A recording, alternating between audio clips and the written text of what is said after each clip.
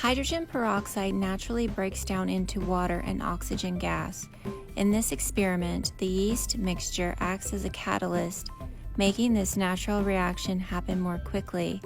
The oxygen gas bubbles out of the bottle so quickly it takes the soapy mixture with it, making it spill everywhere.